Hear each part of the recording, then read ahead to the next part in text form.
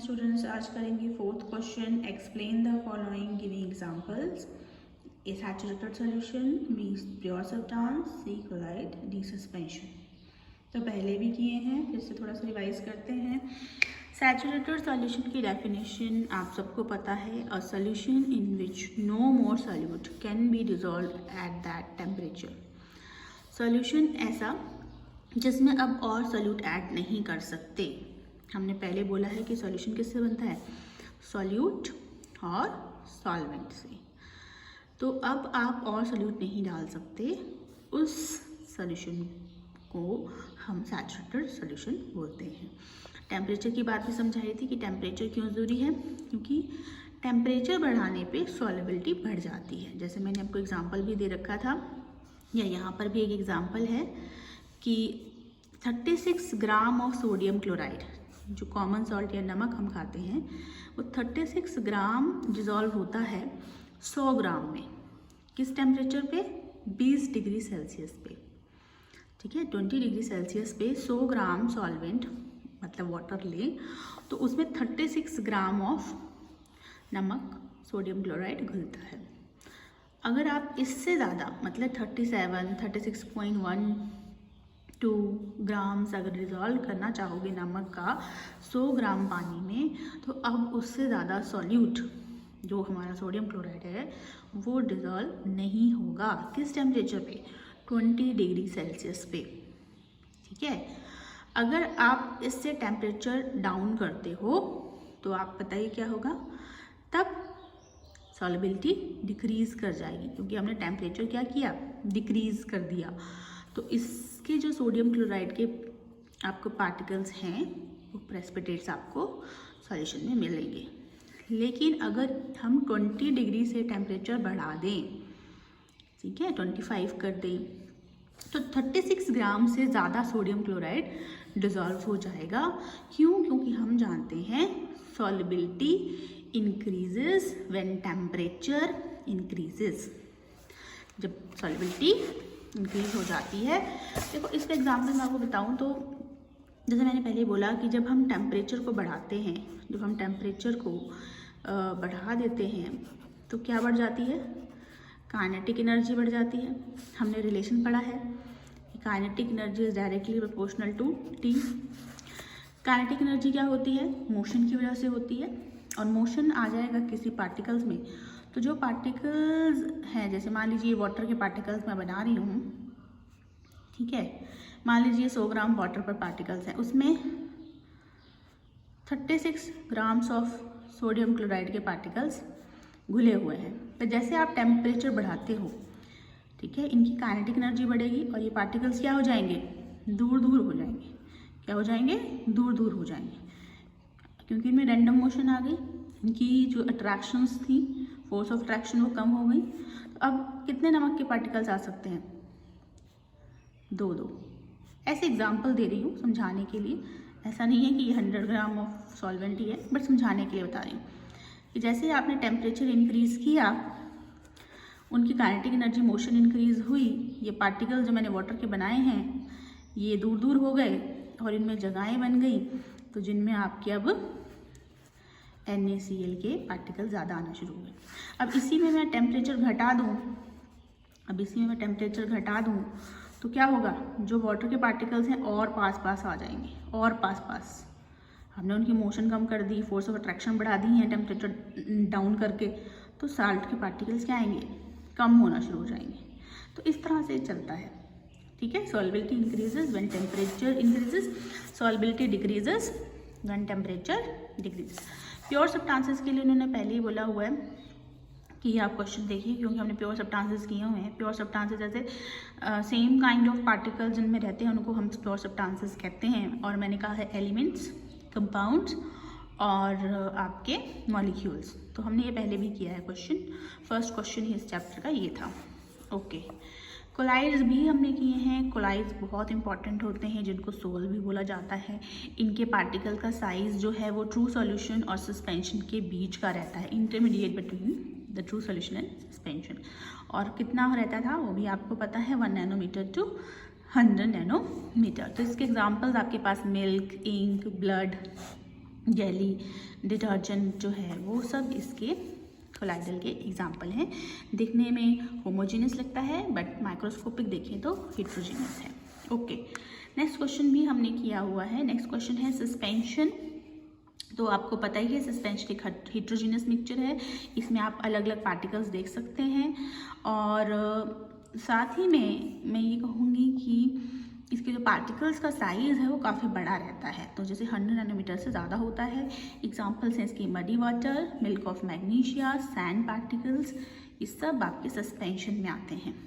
ठीक है, इसमें आपको पार्टिकल्स ईजिली दिखते हैं अलग अलग।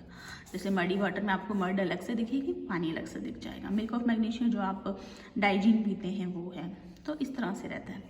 कोलाइड्स में सॉल्यूट और सॉल्वेंट को अगर मैं बोलूँ तो सॉल्यूट को आप डिस्पर्स्ड फेज बोलते हैं और सॉल्वेंट को आप बोल सकते हैं डिस्पर्शन मीडियम। ये आपने पढ़ा होगा लिंक में जब आपको दिया गया था चैप्टर का। ओके, नेक्स्ट क्वेश्चन करते हैं। नेक्स्ट क्वेश्चन ये है क्लासीफाई द फॉलोइंग। बहुत इजी सा क्वेश्चन है, होमोजीनियस और हिट्रोजीनियस मिक्सचर्स के बारे में बताना है। तो देखिए, होमोजीनियस मिक्सचर्स जो बिल्कुल एक जैसे लगे, जिनमें आपको बाउंड्रीज नहीं दिखती हैं, आपको लगता है कि बिल्कुल एक जैसे हैं, जैसे सोडा वाटर, जो पानी की आता है सोडा वाटर, उसमें गैस होती है, एरिएटेड गैस होती है CO2।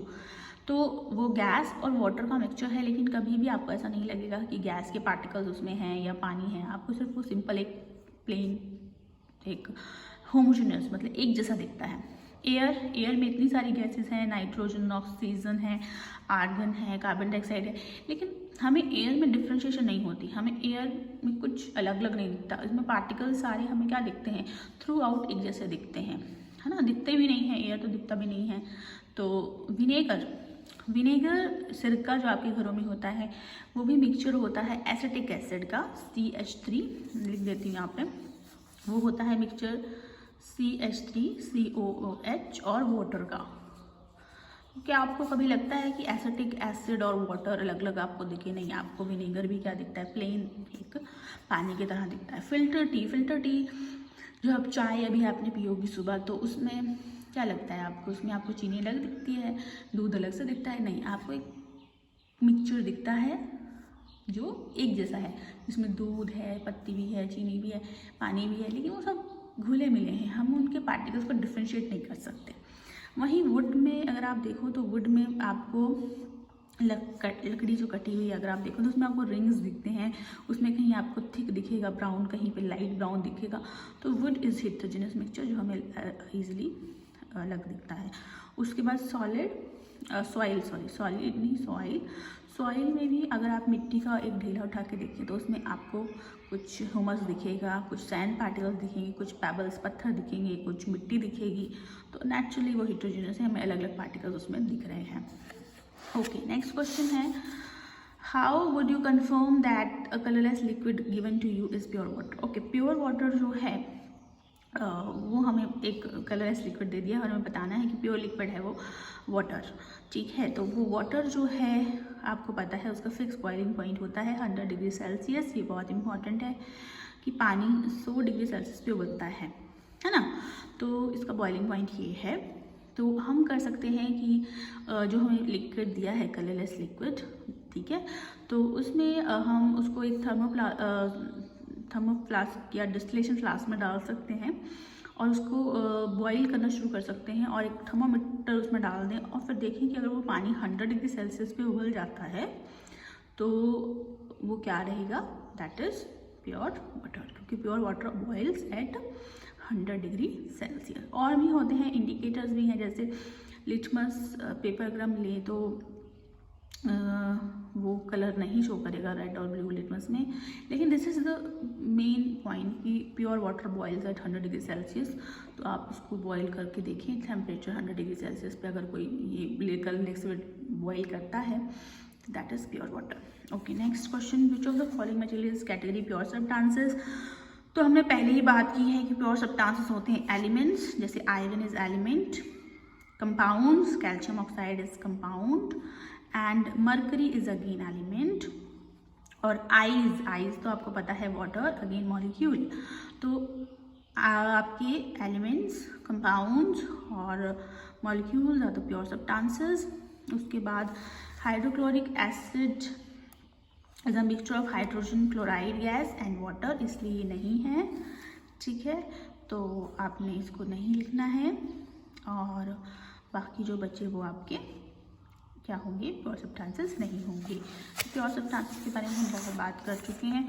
तो अब जैसे air is also homogeneous mixture, तो इसके बारे में भी नहीं बोलूँगी मैं। मिल्क इज़ ऑल्सो क्लोराइड है, ये तो क्लोराइड है ना, प्योर सब्सटेंस नहीं है। क्लोराइड होमोजेनस मिक्सचर दिखता है बट ये तो हेट्रोजेनस है। चलिए नेक्स्ट देखते हैं, identify the solution among the following mixtures. तो ओके, सॉल्यूशंस को हम बोलते हैं होमोजेनस मिक्सचर्स। सॉल्यूशंस जो होते हैं वो सी वाटर में पानी और नमक। एयर इज होमोजेनस मिक्सचर, बहुत सारी गैसेस मिक्स होके बनाती हैं। और सोडा वाटर मैंने भी आपको बताया, जिसमें वाटर और एरिएटेड गैसेस होती हैं। Okay, oil is not a mixed solution, soil is not a क्या solution. Okay, these are heterogeneous. Okay, which of the following shows Tyndall effect. Tyndall effect होता है स्कैटरिंग ऑफ लाइट, और these are shown by the colloids. तो milk and starch solutions are the substances जो Tyndall effect show करेंगे। Tyndall effect is the scattering of light. Light आती है, particle से टकराती है और वो फैल जाती है। तो कॉपर सल्फेट सॉल्यूशन नहीं, क्योंकि copper sulphate solution is a solution, homogeneous mixture है वो। Salt solution is again homogeneous mixture. तो दो ये कोलाइड हैं, तो ये आपके देखिए सॉल्ट सॉल्यूशन और copper sulphate solution is homogeneous mixture, और इनके पार्टिकल का साइज बहुत छोटा होता है। ये अपने में से लाइट को पास होने देते हैं और इसलिए लाइट की स्कैटरिंग नहीं होती है। इनके पार्टिकल्स बड़े होते हैं, लाइट इनसे टकराती है और स्कैटर्ड हो जाती है। ओके, नेक्स्ट क्वेश्चन है, classify into elements, compounds and mixtures.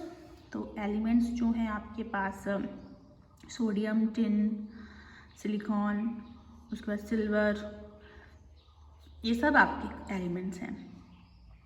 Compounds में आपके पास आ जाएंगे, मीथेन है, कार्बन डाइऑक्साइड है, कैल्शियम कार्बोनेट है, ठीक है। उसके बाद मिक्सचर्स जो हैं वो मिक्स ब्लड, आपका सॉइल और सोप, एयर। तो ये आप लोगों ने किया हुआ है, अब तो आप भी कर सकते हैं ईजिली, कौन कौन मिक्सचर्स हैं, कौन कौन कंपाउंड्स हैं।